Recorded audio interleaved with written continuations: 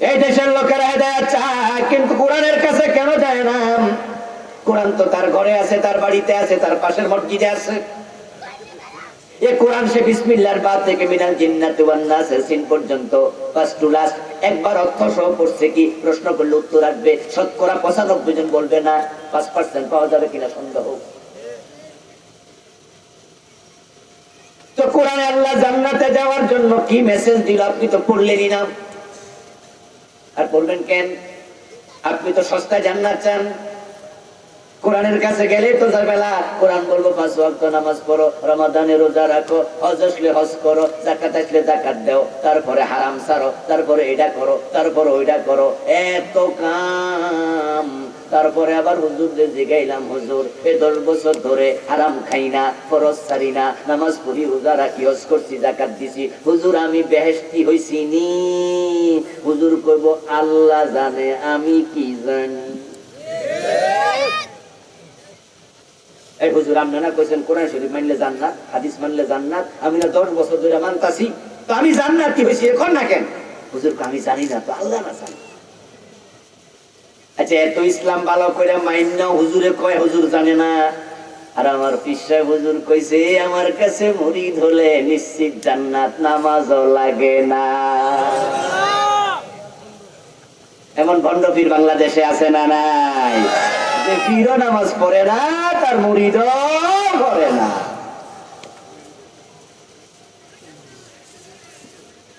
যদি পীরের কাছে মুরিদ হয়ে এত সস্তা জান্নাত পাওয়া যায়, কোরআনের কাছে যাই এত ঝামেলায় পড়ে কেন?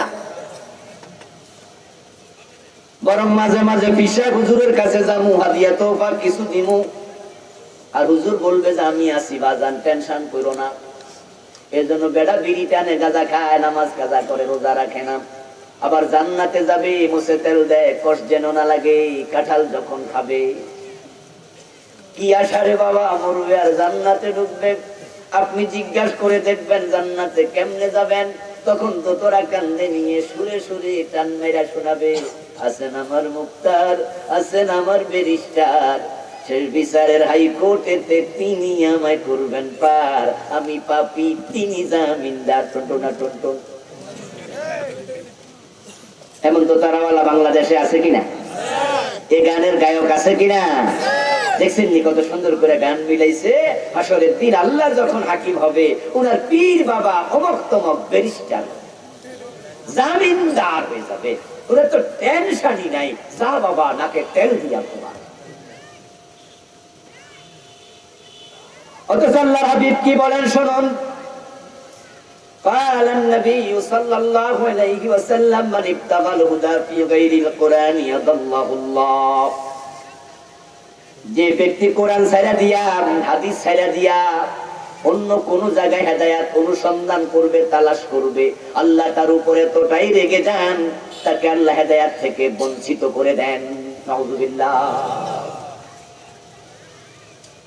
এই যে আপনি কোরআন শরীফ চাইরা পীর বাবারে ধরলেন জান্নাতে যাওয়ার জন্য, হেদায়েত পাওয়ার জন্য, আপনার বিবেকের কাছে আমি প্রশ্ন করছি, রাসূলের হাদিস থেকে একটু বের করে। রাসূলুল্লাহ যে বললেন আমি দুটি জিনিস রেখে গেলাম, কোরআন এবং হাদিস সুন্নাহ, এটা আঁকড়াইয়া ধরলে জান্নাত মিস নাই, হেদায়েত থেকে বঞ্চিত হইবা না। এবার বলুন তো 1,14,000 সাহাবী যে জায়গায় হাজির, ওই আরাফার মাঠে হযরত আবু বকর সিদ্দিক সেখানে আছেন না নাই? ফারুক আযম হযরত ওমর রাদিয়াল্লাহু তাআলা আনহু আছেন না নাই? আবু বকর ওমরের চেয়ে বড় হিসাব কেডা? তো রাসূল তো বলতে পারতেন আমি মরে গেলে আমার পরে আবু বকরকে ধরিও। আবু বকর বলল ওমরকে ধরিও, ওরে তোমাদেরকে হেদায়েত দিয়ে দেবে। রাসূল কে এটা বলেছেন? বরং বলছেন কোরআন হাদিস ধরিও, কোরআন সুন্নাহ ধরিও। ও দোস্ত, আবু বকর ওমরকে ধরার জন্য রাসূলুল্লাহ বলেন নাই, কোরআন সুন্নাহ ধরতে বলছে। কোরআন হলো হক, সুন্নাহ হলো হক। রাসূলুল্লাহ সাল্লাল্লাহু আলাইহি সাল্লাম উনি হচ্ছেন হকের বাহক, উনার কাছে হক নাযিল হয়েছে। ইন্না আরসালনাকা বিল হাক্কি বাশীরাও ওয়া নাযীরা। ও নবী, আমি আপনাকে এই কোরআন দিয়া হক সহকারে নাযির আপনি পাঠাইছি, আপনাকে আমি বানাইছি জান্নাতের সুসংবাদদাতা, জাহান্নামের ভয় প্রদর্শনকারী। হক মানে কোরআন, হক মানে ইসলাম। এই জন্য আমরা বলি আল ইসলামু হাক্কুন ওয়াল কুফরু বাতিলুন। ইসলাম হলো হক। যখন মক্কা বিজয় হয়ে গেল, 8ম হিজরি রমাদান মাসে প্রিয় নবী মসজিদে হারামে ঢুকলেন। ঢুকে দেখেন মসজিদে হারামের ভিতরে অনেকগুলো মূর্তি। রাসূলুল্লাহ সাল্লাল্লাহু আলাইহি সাল্লাম একটি লাঠি হাতে নিলেন। লাঠি হাতে নিয়ে তিনি কোরআনের একটা আয়াত তেলাওয়াত করতেছেন, আর মূর্তিগুলার মাথার মাঝে ওই লাঠি দিয়া বাড়ি মাইরা মাটির মাঝে ফেলে দিলেন।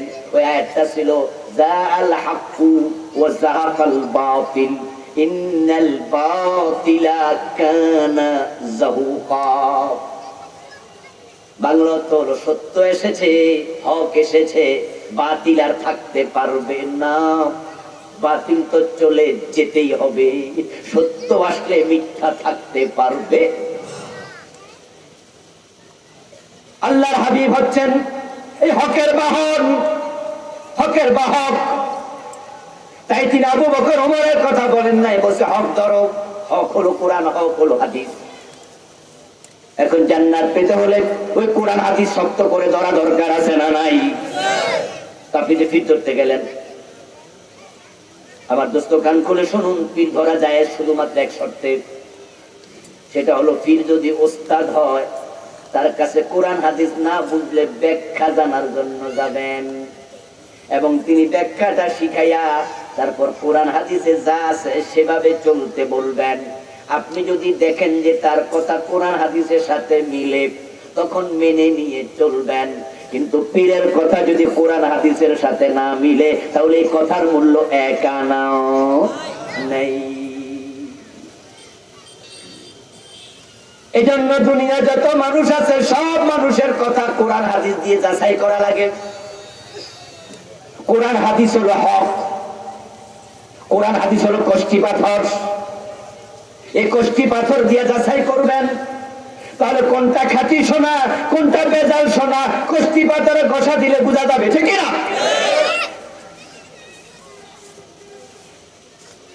কোরআন হাদিসের সাথে মিলে না এমন কথা কোন পীর বললে, কোন বুজুর্গ বললে গ্রহণ করা যাবে না, যাবে না, যাবে না। কোরআন হাদিস হলো হক, রাসূল তার বাহক, অন্য সব মানুষ তার অনুসারী। এই জন্য একদিন হযরত ওমর যখন মসজিদে নববীতে খুতবা দিচ্ছেন, উনি তখন খলিফা। খুতবা দেওয়ার সময় তিনি বললেন, ও মেয়ের বাবারা, তোমরা ইদানিং শুনতেছি মোহরের অঙ্ক বড় করে দিছো, কম মোহর দিলে মেয়ে বিয়ে দিচ্ছ না, কাজটা কিন্তু ঠিক না। ছেলেরা বিয়ে করতে পারে না তোমাদের মোহর বেশি হওয়ার কারণে। আমি ওমর সিদ্ধান্ত নিতে যাচ্ছি, রাষ্ট্রীয়ভাবে একটা সার্কুলার জারি করে দেব, এত টাকার বেশি যেন কোনো বাবা মোহর নিতে না পারে। অতটুকু বলার সাথে সাথে মসজিদের ভিতরে মহিলা সাহাবী নামাজ পড়তে আসছে। রাসূলের মসজিদে এখনো মহিলারা নামাজ পড়ে। মসজিদে হারামে, মসজিদে নববীতে গেলে দেখবেন মহিলাদের জন্য আলাদা জায়গা এখনো আছে। এই যে আমাদের পাকুন্দিয়া মডেল মসজিদ, ওখানে মহিলাদের জায়গা আছে না? বাইতুল মুকাররমে আছে না? কিন্তু আমাদের গ্রামের মসজিদ গুলাতে নাই, কারণ কিছু হুজুর ফতুয়া দিছে মহিলা মসজিদে যাওয়া নিষেধ। এই ফতুয়ার কারণে মহিলারা বাড়ি বইয়া বইয়া, কাম যেহেতু নাই, জুমার দিন সব পুরুষরা মসজিদে চলে গেছে। মহিলারা কয়, পুরুষরা আসলে না নামাজ পড়তাম, এই ফাঁকে একটু জি বাংলা চাইয়ালে, একটু এক্সট্রা জলসা চাইয়ালে। কিন্তু যদি মসজিদে ব্যবস্থা থাকতো যে আপনি যাবেন, আপনার মোটরসাইকেলের পিছনে আপনার বেগম সাহেবা যাবে, উনার জন্য আলাদা জায়গা আছে, উনি মসজিদে উনার জায়গায় যাবে, আপনি পুরুষের জায়গায় নামাজ পড়বেন, পর্দায় কোনো সমস্যা নাই, আলাদা রাস্তা হবে, আলাদা গেট হবে, আলাদা উজুখানা হবে, আলাদা নামাজের জায়গা হবে। মহিলারা মসজিদে গিয়ে হুজুরের ওয়াজ শুনবে, তাদের দিল হলো নরম, ওয়াজ শোনাতে থাকো, এক পর্যায়ে দেখবা মুসলমান মহিলাদের কারণে এদেশে জি বাংলা ইফতার ব্যবসা বন্ধ হয়ে যাবে।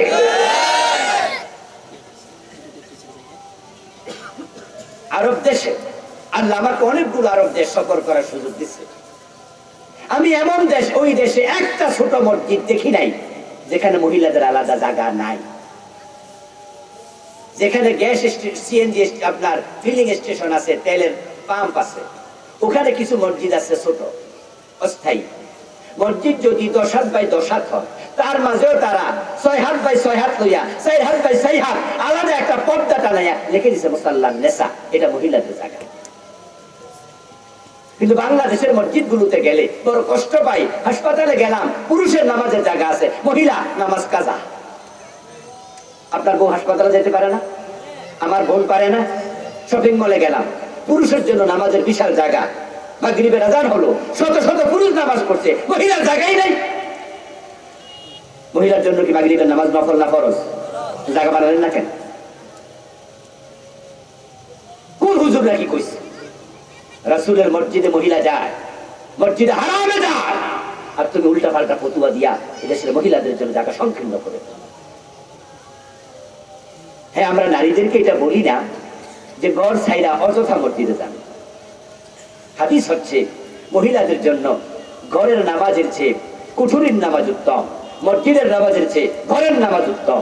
কিন্তু যদি প্রয়োজন হয় তাহলে যেন যায়। আর বিশেষ করে জুমার দিন খুতবা শোনার প্রয়োজন, বক্তৃতা শোনার প্রয়োজন, কারণ একটা আলোচনা জাতিকে পরিবর্তন করে দিতে পারে, হৃদয়ের মাঝে বিপ্লব করে তুলতে পারে। ফারুক আজম ওমর যখন বললেন আমি সরকারি সার্কুলার দেব, ওই মহিলা সাহাবী দাঁড়িয়ে গেলেন, দাঁড়িয়ে বলেন ওমর আমার কথা আছে। আল্লাহ তাআলা সূরা নিসার মাঝে বলছে আতাইতুম ইহদাহুন্না কিনতারা ফালা তাখুযু মিনহু শাইআ। ও দুনিয়ার স্বামী, তোমাদের বউদেরকে যদি কেউ তোমরা কেনতার পরিমাণ মোহর দাও, যদি তালাক দেওয়ার পরিকল্পনা করো, সংকল্প করো, তালাক দেওয়ার সময় যে মোহর দিছো কেনতার পরিমাণ 1 টাকাও ফিরিয়ে নিও না। আল্লাহ বলল কেনতার পরিমাণ দেওয়ার সুযোগ আছে। কেনতারের ব্যাখ্যা অনেক, তার মাঝে একটা ব্যাখ্যা হলো একটা বলদ গরু চামড়া মাটিতে বিছাইয়া এর মাঝে দিনার এবং দিরহাম যদি আপনি রাখতে থাকেন, রাখতে রাখতে এটা স্তূপ হয়ে যায়, তখন চামড়াটা যদি বটে আপনি এটাকে ব্যাগের মতো ধরেন, তাহলে এর ভিতরে যত আছে এটা হলো 1 কেনতার, হাজার হাজার হাজার হাজার দিরহাম দিনার, এ হলো কেনতার। ওই মহিলা বলতেছে আল্লাহ তাআলা বলছে আতাইতুম ইহদাহুন্না কিনতারা, যদি কেনতার পরিমাণ দাও, তাহলে আপনি বলতেছেন এটা নির্ধারণ করবেন। আল্লাহর কোরআনের বিপরীতে যাইয়া আপনি নির্ধারণ যে করবেন সিদ্ধান্ত নিছেন, এটার দলিল কি আপনি আগে সেটা কোন? এই কথা বলার সাথে সাথে হযরত ওমর থমকে গেলেন। তিনি কি বললেন? ওমর এবার বলছে সাহাবাত ইমরাতুন ওয়া খাতা ওমরু, এই মহিলা ঠিক বলেছে, ওমর ভুল করেছে। কোরআন হাদিস কর্তৃপক্ষর ওখানে যাচাই করো। মহিলা যখন দেখলো হযরত ওমর এখানে একটু এমন কথা বলেছে যেটা কোরআনের সাথে উল্টা, মহিলা দাঁড়ায় গেল, কারণ মহিলা জানে কোরআন হাদিস হচ্ছে আমাদের জান্নাতে যাওয়ার একমাত্র মাধ্যম, ঠিক কি না? তার একটু কম, আমরা এই দুটি জিনিস রেখে গেলাম, ও দুটাকে আঁকড়াইয়া ধরো। ওমরের কাছে কহি নাজিল হয়, সুবহানাল্লাহ, কথা বলে না কেন? ওমরের কাছে কহি আসে? ওমর কি নবী? ওমর কি মাসুম? ওহি যেহেতু আসে না, তিনি নবী না, ওনারও ভুল হতে পারে। এই জন্য মহিলা সাহাবী দাঁড়িয়ে গেলেন। ওমর বলল যে সরি, আমার এটা ভুল হয়েছে। মহিলা ঠিক আছে। আচ্ছা, ওমর ভুল করলে ওমরের ভুল যদি গ্রহণ করা না হয়, পীর সাহেব ভুল করলে সেটা গ্রহণ করা হবে? কিন্তু বাংলাদেশের লোকরা কয় না হুজুরে কইছে। আরে দোস্ত, ইল্লাল্লাহ জিকির কেন করো? কত চিৎকার দিয়া বলছি মাঠে ময়দানে, প্রিয় নবীজি একবার করে নাই। তখন নেয় ঠাইলা কয় অমুক হুজুর করছে, অমুক হুজুর করছে। কয়দিন আগে একজন বড় পীর সাহেবকে দেখলাম, হাজার হাজার আলেম, লাখ লাখ মানুষের সামনে বলছে যে দেওবন্দের বড় মুফতি সাহেব এই জায়গায় কইয়া গেছে ইল্লাল্লাহ জিকির জায়েজ, সুতরাং তোমরা কইলে আমরা শুনবো কেন? এত বড় হুজুরে কইছে। আমি আশ্চর্য হলাম। এই দরবারে হাজার হাজার আলেম, যেখানে হযরত ওমর যখন কথা বলেছে মহিলা সাহাবী দেখলো এটা কোরআনের সাথে মিলে না, তখন বলল ওমর এটা কেন বললেন? ওমর বলল সরি, ইল্লাল্লাহ জিকির প্রিয় নবী জীবনে একবারও করেন নাই। সাহাবাদের মাঝে একজন একবারও করেন নাই। যদি করে থাকতো ওই বিশ্বাস নিঃসন্দেহে বলতো এটা হাদিসে আছে এই জন্য আমরা করি, অমুক সাহাবী করেছে এই জন্য আমরা করি। উনি যেহেতু কোরআন হাদিসের কথা না কইয়া দেওবন্দের মুফতির কথা বলছে, তার কথাই প্রমাণ করে এই ইল্লাল্লাহ জিকির কোরআন হাদিসে কোথাও নাই। দেওবন্দের মুফতি কেন? অমর কোরআন মুফতি, মদিনা বিশ্ববিদ্যালয়ের মুফতি যদি কোনো কথা বলে সেটা কোরআন হাদিসের সাথে না মিলে এটার মূল্য এক পয়সাও থাকবে না। এটার নাম ইসলাম। This is Islam. আমার বন্ধু কনসেপ্টটা বুঝেন। যখন আপনি কোরআন হাদিসের বাইরে চলে যাবেন, অমুক হুজুর বলছে তমুক হুজুর বলছে, তখনই আপনি বিপদে পড়ে যাবেন। কারণ দরবারে যায় দেখেন পীর সাহেব হুজুর মহিলা মুরিদ বানাচ্ছে, কোনো পর্দা নাই। এখন আপনি যদি সেখানে একজন পীরের খাদেমকে জিগান যে যদি বলছি আবুল কালাম আজাদ হুজুর আওয়াজ করছে পর্দা করা নাকি ফরজ, এখন তোমার পীর সাহেব যে মহিলা মুরিদ বানায় বেপর্দায় ঘটনা কি? উনি আস্তে আস্তে বলে দিল তোমার চোখ আর হুজুরের চোখ এক চোখ না। আর যারা হুজুরের কাছে মুরিদ হয় তারা হুজুরকে পীর বাবা বলতে হয়। তো যদি উনি বাবা হয় তখন মহিলা তার মাইয়া হবে, বাবার সাথে মাইয়ার পর্দা কি দরকার? লাগলো বেশ। আর আপনিও তখন কনভিন্স হয়ে বললেন কথা তো ঠিক।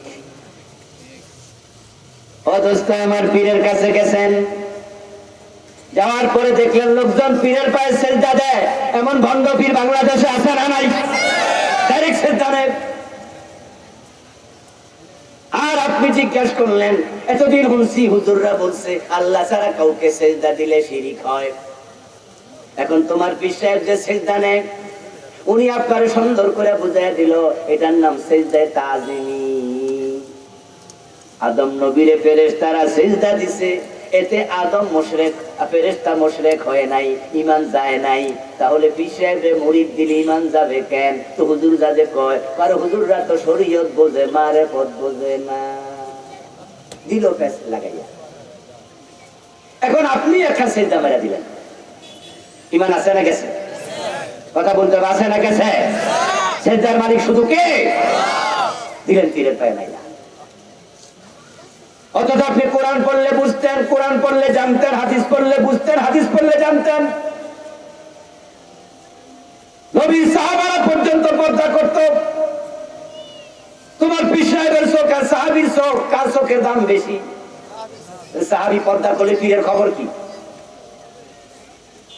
আর আদম আলাইহিস সালামকে ফেরেশতারা সিজদা করছে, এই দলিল কোরআন থেকে তুমি দিয়া পীর বাবার সিজদা জায়েজ বানাইলা।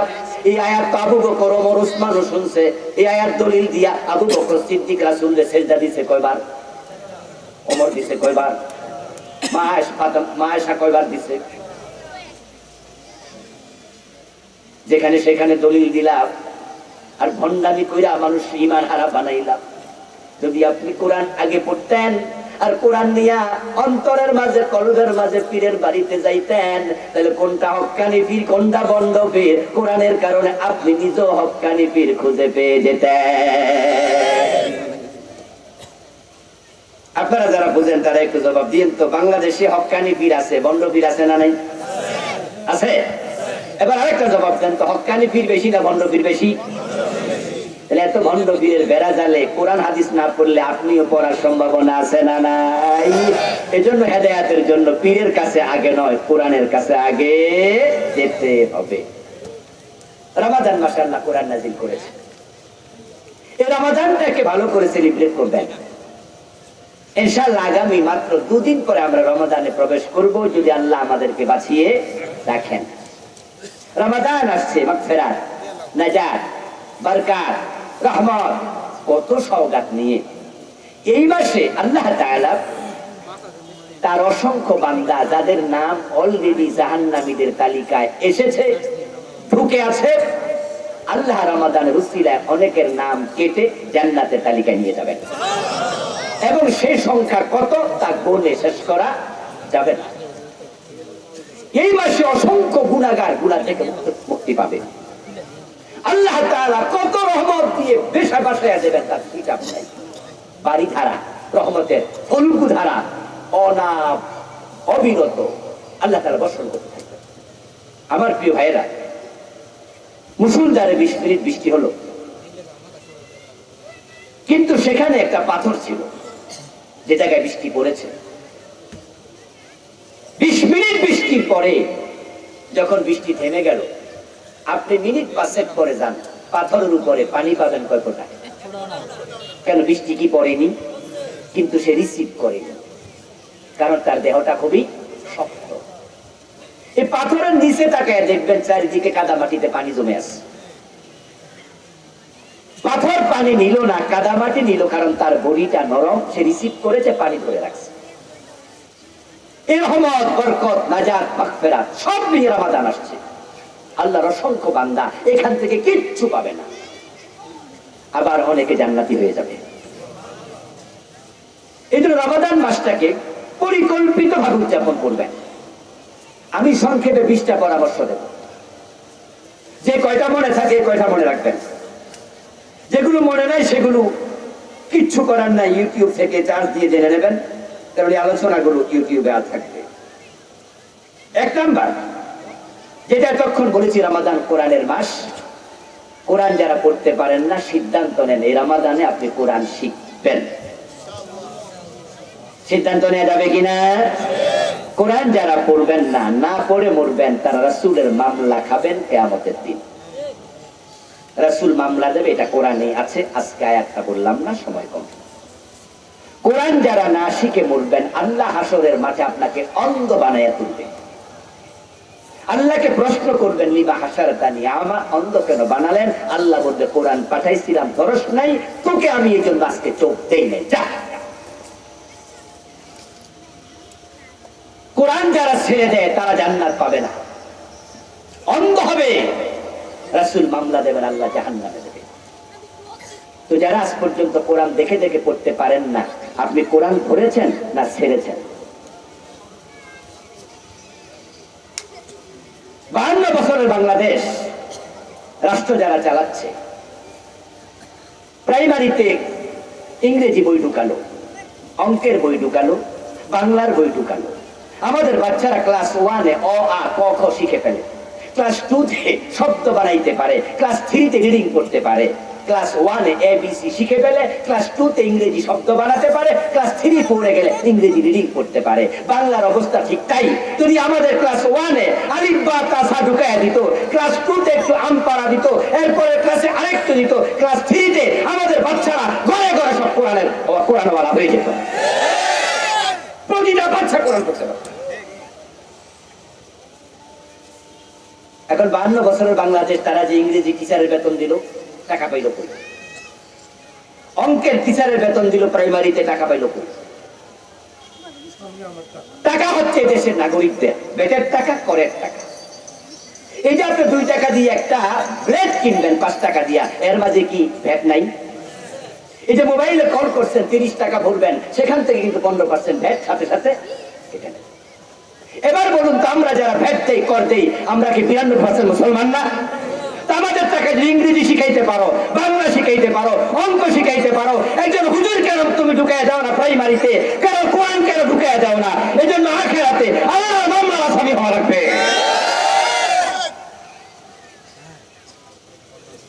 যারা আপনারা বাবা আছেন তাদেরকে বলছে, সরকার তো শিখাইল না, এটা সরকারের দায়। আমরা যা জানাচ্ছি, মানা না মানা তাদের ব্যাপার। আচ্ছা বলুন তো, টাকার অভাব না আন্তরিকতার অভাব? কি মনে হয় আমাদের দেশে কি বাজেটের অভাব আছে? আন্তরিকতা দারুণ অভাব। আমার দোস্ত, আপনার 4টা ছেলে আছে, ডাক্তার বানাইলেন, ইঞ্জিনিয়ার বানাইলেন, প্রফেসর বানাইলেন, কিন্তু 4 সন্তানের একজন আল্লাহর কোরআন শিখান নাই, এমন বাবা আছে না? নাই, একটারও কোরআন শিখান, একটা কোরআন জানে। বাবার জানাজার নামাজ ইমামতি করবে, একটার যোগ্যতা নাই। আমি তো বলি, যদি ইন্টারমিডিয়েট পর্যন্ত 100 নাম্বার কোরআন, 100 নাম্বার হাদিস সিলেবাসে ঢুকিয়ে দিত, আমাদের সন্তানগুলো ইউনিভার্সিটি পড়ে প্রফেসর হতো, মেডিকেল পড়ে ডাক্তার হতো, বুয়েটে পড়ে ইঞ্জিনিয়ার হয়ে বের হতো, ইন্টারমিডিয়েট পর্যন্ত কোরআন হাদিস 100 নাম্বার করে যদি থাকতো, তাহলে বাবার জানাজার নামাজের ইমামতি করার মতো সন্তান ঘরে ঘরে পাওয়া যেত। হুজুর ডেকে এনে ইমামতি করানো লাগতো না। আরে 92% মুসলমানের দেশে কেন যে কোরআন পড়ে না, পড়ায় না, আমি বুঝলামই না। তোমাদের কাছে কম্পিউটার সায়েন্সের খুব দাম, ঠিক না? আমরা যখন ছাত্র ছিলাম আমরা তো কম্পিউটার সায়েন্স পড়িনি, রাষ্ট্রবিজ্ঞান তো আমরা পড়িনি। কত সাবজেক্ট নতুন নতুন ঢুকেছে আমরা জানতাম না, আমাদের সময় এগুলো ছিল না। বলো হুজুর বিশ্ব আগাচ্ছে, আধুনিকতা এসেছে, গ্লোবালাইজেশন হয়েছে, নতুন নতুন সাবজেক্ট ঢুকতেই হবে। অঙ্কের দাম, ইংরেজির দাম, ভূগোলের দাম, বিজ্ঞানের দাম, কিন্তু আল্লাহর কোরআনের কোনো দাম তোমার কাছে নাই। তো আল্লাহ তোমারে অন্ধ করে তুলবে না, কারে তুলবে? এই জন্য বলছি কোরআন পড়বেন, কোরআন পড়াবেন, সন্তানদের কোরআন পড়াবেন। এই পৃথিবীতে কোরআনের মতো সহজ একটা কিতাবও নাই। মাত্র 7 বছরের বাচ্চা কোরআনের হাফেজ বাংলাদেশে আছে না নাই? সুবহানাল্লাহ, কি শক্ত হাফেজ রে ভাই। এই রমাদান তো আসছে, দেখবেন আসরের পর থেকে বিভিন্ন চ্যানেলে কোরআনের প্রতিযোগিতা হয়। এমন বাচ্চা প্রতিযোগিতা আমি দেখেছি, আমিও গেস্ট হিসাবে অনেকগুলাতে থাকি। এখন মাহফিলের কারণে পারি না। এই সিজনে গত 1 সপ্তাহ কত প্রোগ্রাম টেলিভিশনে অফ, যেতে পারিনি। নিজের চোখ সাক্ষী এমন বাচ্চাকে আমি দেখেছি, প্রশ্ন করতে দেরি, উত্তর দিতে দেরি নাই, 30 পারা মনে হয় কম্পিউটারকে ফেল করবে এমন ভাবে সেভ করেছে। এক বাচ্চারা তো আমি ধরে আইনা পরে বলছি, এই বেটা দাঁত দেখা, দাঁত দেখা, হাঁকো। হাসতেছে। দাঁত দেখা চেষ্টা এই জন্য করলাম, দেখলাম দুধের দাঁত পড়ছিনি। এত আচ্ছা, 7 বছরের বাচ্চা, 8 বছরের বাচ্চা যদি 30 পারার হাফেজ হইতে পারে, আর আপনি দেখে দেখে পড়তে পারেন না, আপনার বয়স 70, আল্লাহ যদি জিগায় কোরআন শিখা তো ফরজ বানাইছিলাম, পড়লি না কেন, কি জবাব দেবেন? এত সহজ কিতাব পৃথিবীতে দ্বিতীয়টি নেই। 2 চোখ নাই, অন্ধ, 30 পারার হাফেজ এমন লোক বাংলাদেশে আছে না নাই? আপনার তো 2 চোখ আছে, আপনি দেখেও পড়তে পারবেন না। মাত্র 27 দিনে 30 পারা মুখস্থ করেছে কিংবদন্তি এমন লোক বাংলাদেশে আছে। আমেরিকা নিউ ইয়র্কে আমার একটা প্রোগ্রামে একটু সুযোগ পেলাম। আমাদের এক ভাই বললেন যে হুজুর এখানে বড় একটি কওমি মাদ্রাসা আছে, একটু দেখতে যাবেন? বললাম চলেন। গেলাম। উনি একজন সাংবাদিক, দেশে বাংলাদেশি লোক সাংবাদিকতা করে। তারপর মোহতামিম সাহেব আমাকে পুরা মাদ্রাসা ঘুরে দেখালেন। একটা রুমে 2 জন মুহাদ্দিস বুড়া মানুষ, ওদের সাথে সাক্ষাৎ করাতে নিলেন। 2 জনের বাড়ি সিলেটে, 2 জন সেখানে হাদিস পড়ায়, আমেরিকাতেই থাকে। আমার পরিচিত করানোর এক ফাঁকে বললেন যে হুজুর এই মুহাদ্দিস সাহেবের একটি আলাদা গুণ আছে, সেটা হচ্ছে উনি মাত্র 27 দিনে 30 পারা হাফেজ হয়েছে। আমি বুকের মাঝে জড়াইয়া ধরলাম, বললেন আপনি আবার বুকে আসেন। আচ্ছা, মাত্র 27 দিনে যদি কেউ 30 পারার হাফেজ হতে পারে, আপনি 27 বছর আপনি দেখে পড়তে পারেন না, আল্লাহর কাছে কি জবাব দেবেন? পড়লে শুধু চলবে না, অর্থ সহ পড়বেন, অর্থ সহ পড়বেন। ফার্স্ট ক্লাস সিদ্ধান্ত নেন, এই রমজানে 5 পারা পড়বেন। প্রতিদিন 5টি করে আয়াতের তাফসীর পড়লে 1 মাসে 150 আয়াত হবে, 1 বছর 1800 আয়াত হবে। 5 বছর 4 বছর পড়লে পুরা কোরআনের তাফসীর করা হয়ে যাবে। আরে ভাই, আগে জানেন না, জানলে তো মানার একটা প্রবণতা তৈরি হবে। এই জন্য আমরা রমাদানে যারা কোরআন পড়তে পারি না, আমরা পড়বো। সন্তান পড়েনি, সন্তানকে শিখাবো। আমরা একটু সিদ্ধান্ত নিতে পারি না, ওয়াজ হবে সফল, এই ওয়াজ হবে সফল। আমার প্রিয় ভাই, আগামী রমাদান, এটার পরের রমাদান পর্যন্ত বাঁচবেন, কোনো গ্যারান্টি ওয়ারেন্টি আছে নাকি? 2 নাম্বার, রমাদান ইফতারের সময় দোয়া করবেন, দোয়া কবুল হয়। 3 নাম্বার, যত পারেন দান সাদাকা করবেন রমাদানে। আল্লাহ একটি নফলকে ফরজ বানায় সওয়াব দেয়, একটা ফরজকে 70 গুণ বানায় সওয়াব দেবে। যারা যাকাত দেন রমাদানে, যাকাত দেবেন, 70 গুণ বেশি সওয়াব পাবেন। তাহাজ্জুদ পড়বেন, কারণ তাহাজ্জুদ পড়াটা রমাদান একটি স্পেশাল সুযোগ। যেহেতু সাহারি খেতে উঠতেই হয়, 20 মিনিট আগে উঠলেই চলে। এই জন্য তাহাজ্জুদ পড়ার চিন্তা করবেন। আমার প্রিয় ভাইয়েরা, তারাবির নামাজ যখন পড়বেন, আল্লাহর ওয়াস্তে তারাবিতে তাড়াহুড়া করবেন না। বাংলাদেশে গ্রামের মসজিদগুলোতে বিশেষত তারাবির নামে উপহাস চলে। তারাবির নামে আল্লাহর সাথে রীতিমতো বেয়াদবি শুরু হয়। এমন গতিতে নামাজ পড়ে, কি যে পড়ে নিজে বোঝা। রুকু দিয়ে সোজা হয়ে দাঁড়ায় না, দুই সেজদার মাঝখানে সোজা হয়ে বসে না, সূরা ফাতিহা এক নিঃশ্বাসে একটানে বোঝালার পরে যে কি পড়ে গুঞ্জরণ ছাড়া কিচ্ছু বোঝা যায় না। 20 মিনিটে শেষ তারাবি। সভাপতি সাহেব তো খুশি, একদিন একটা হুজুর পাইছে। সেক্রেটারি সাহেব কয়, হুজুর আগামী দিনে চেষ্টা করে দেখেন তো 15 মিনিটের ভিতরে আনা যায় কিনা। তাহলে এলাকার যত মুসল্লি আছে আরো দৌড় মারবো, এরা কব যে এই মসজিদে না বালা। কেউ কেউ হুজুরদের দুধ রোজ করে খাওয়া, হাঁটুতে বল আরো বারু, যেন 5G গতিতে টানতে পারে। আল্লাহর সামনে দাঁড়ায় তাড়াহুড়া করতে কি বেয়াদবি মনে হয় না? কার সামনে খাড়িয়েছেন? আপনার কি ওজন আছে? আর সের মালিক আপনার দিকে তাকিয়ে আছে। খুব সাবধান, খুব সাবধান, তাড়াহুড়া করে নামাজ পড়বেন না। যারা ধূমপান করেন, রমজান মাসে একটা ওসিলা আছে ধূমপান ছেড়ে দেয়া, সেটা হলো 13 ঘন্টা লম্বা রোজা, 6 ঘন্টা ঘুম, চলে গেল 19 ঘন্টা ধূমপান থেকে আপনি আলটিমেট বিরত থাকলো মাত্র 5 ঘন্টা। একটু সিদ্ধান্ত নেন, এই 5 ঘন্টা কষ্ট করে দেখি না খাইয়া থাকতে পারি। 1 সপ্তাহ প্র্যাকটিস করেন, 1 সপ্তাহ পরে দেখবেন যে আকর্ষণ কমে যাবে। রমাদানে একটাও খাবেন না। রমাদান গেলে আমি বুকে হাত দিয়া দৃঢ়তার সাথে বলবো, বিড়ির প্রতি কোনো টানই থাকবে না। 1 মাস লম্বা টাইম। সিগারেট এর মাঝে সামান্য উপকারিতা নেই। ইতিকাফ যারা করেননি, ইতিকাফের পরিকল্পনা করুন। প্রিয় নবী কখনো ইতিকাফ ছাড়েননি, আর আপনি জীবনে ইতিকাফ করেননি। রাসূলের সাথে মিল নাম বেমিল, তো কিসের উম্মত? কিসের উম্মত আপনি? হুজুর আমি ব্যস্ত, ব্যবসা বাণিজ্য চাকরি বাকরি কেমনে করি, সময় পাই না। বলবো দোস্ত চোখ বন্ধ হোক, সবই চলবে তোমাকে ছাড়াই। তুমি একা চলে যাবে, বউ বাচ্চা আছে না, কয়দিন কেন্দ্র ভুলে যাবে। যে যার মতো করে তোমার সম্পদ দিয়ে ভাগাভাগি করবে। প্রয়োজন তোমার সম্পদ দিয়ে তোমার ছেলেরা মারামারি লাগাই দেবে, কিন্তু তোমার জন্য রাব্বির হামহুমা বলে দোয়া করবে না, এমন সন্তান আছে না নাই? এই দুনিয়া থাকতে ভুলে যায় আর বলার করে। গত 2-4 দিন ধরে একটা ভিডিও মানব জমিন পত্রিকা অনলাইন পোর্টালে তাদের সাংবাদিক সাক্ষাৎকার নিয়েছে। এক বৃদ্ধ লোকের, সে ওল্ড হোমে আছে, 3-4 দিন ধরে সোশ্যাল মিডিয়া এটা ঘুরপাক খাচ্ছে। ওই ব্যক্তি ডাক্তার, আমি এটা সেভ করে রেখেছি। তিনি বলছে তার 4 জন ছেলে, 2 জন ইঞ্জিনিয়ার, 2 জন ডাক্তার, 4 জন আমেরিকায় থাকে। তা আপনি বৃদ্ধাশ্রমে কেন? বলল ওরা তো আমার খবর নেয় না। অথচ এই বাবাই তো দেহের ঘাম পানি বানাইয়া বাচ্চাদেরকে ইঞ্জিনিয়ার বানাইছে, ডাক্তার বানাইছে, আর তারা এখন এস্টাবলিশ, প্রতিষ্ঠিত। বাবার খবর নেয় না, বাবাকে বিদেশে নেয় না, বাবাকে নিয়ে ঠেলাঠেলি, মাকে নিয়ে ঠেলাঠেলি। 10 দিন পরে সিগন্যাল দেয়, ভাগ করে করে খাওয়ায় না, এই ঘরে 10 দিন, ও ঘরে 10 দিন, অথচ বাড়ি তোমার, জ্বর তোমার, জমি তোমার, সব তোমার।